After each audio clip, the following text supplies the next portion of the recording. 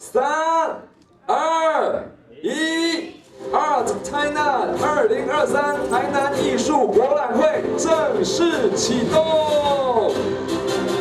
在台南市长黄伟綽以及一位贵宾的见证之下，台南春季嘅文盛事台南艺术博览会正式开展，组织国内外53间画廊参展。市长黄伟綽表示，期盼古都持续有新的创意产生，引领艺术潮流新方向。长期以来，台南艺术博览会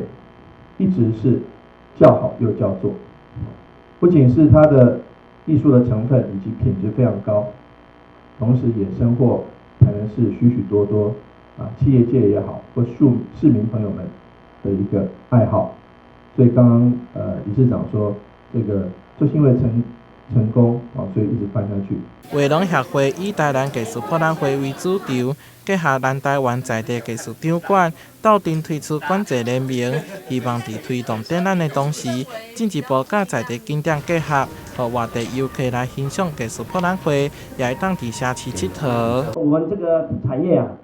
其实由我们画廊协会在带着大家同意在做。我也希望给台南市的这个文化产业，包括这个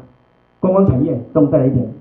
动能。规个展览到3月19号，除了伫饭店房间内展览，还佫举办讲座、小旅行、甲艺术文创店家合作。若是讲想要了解更加多资讯，会当上网站来查询。台南新闻杨顺怀采访报道。